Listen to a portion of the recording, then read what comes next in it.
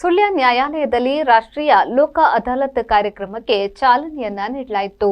ರಾಷ್ಟ್ರೀಯ ಲೋಕ ಅದಾಲತ್ನಲ್ಲಿ ಒಟ್ಟು 360 ಪ್ರಕರಣಗಳನ್ನು ಪರಿಗಣಿಸಲಾಗಿದ್ದು, ಈ ಪೈಕಿ 273 ಪ್ರಕರಣಗಳು ಇತ್ಯರ್ಥಗೊಂಡಿವೆ. ಪ್ರಧಾನ ಹಿರಿಯ ಸಿವಿಲ್ ನ್ಯಾಯಾಲಯದಲ್ಲಿ ಒಟ್ಟು 251 ಪ್ರಕರಣಗಳ ಪೈಕಿ 172 ಪ್ರಕರಣಗಳು 1,04,51,000 ಮೊತ್ತಕ್ಕೆ ಇತ್ಯರ್ಥಗೊಂಡಿವೆ. 155 ಕ್ರಿಮಿನಲ್ ಪ್ರಕರಣಗಳ ಪೈಕಿ 142 ಪ್ರಕರಣಗಳು 5 ಲಕ್ಷ ರೂಪಾಯಿ ಮೊತ್ತದಲ್ಲಿ ಇತ್ಯರ್ಥಗೊಂಡ್ರೆ 96 ಸಿವಿಲ್ ಪ್ರಕರಣಗಳ ಪೈಕಿ 30 ಪ್ರಕರಣಗಳು 9,51,000 ಮೊತ್ತಕ್ಕೆ ಇತ್ಯರ್ಥಗೊಂಡಿವೆ.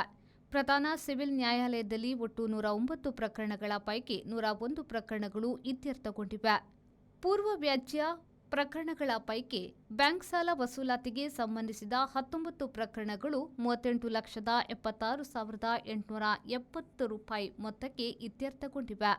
ಆಸ್ತಿ ತೆರಿಗೆ ರೂಪದಲ್ಲಿ 5,958 ಮಂದಿಯಿಂದ 62,79,439 ಸಂಗ್ರಹಿಸಲಾಗಿದೆ. ಪ್ರಧಾನ ಸಿವಿಲ್ ನ್ಯಾಯಾಲಯದಲ್ಲಿ 9 ವರ್ಷ ಹಾಗೂ 6 ವರ್ಷಗಳಿಂದ ಬಾಕಿ ಇದ್ದಂತಹ ಆಸ್ತಿ ವಿವಾದ ಪ್ರಕರಣವು ಲೋಕ ಅದಾಲತ್ನಲ್ಲಿ ರಾಜಿ ಮೂಲಕ ಇತ್ಯರ್ಥಗೊಂಡಿವೆ.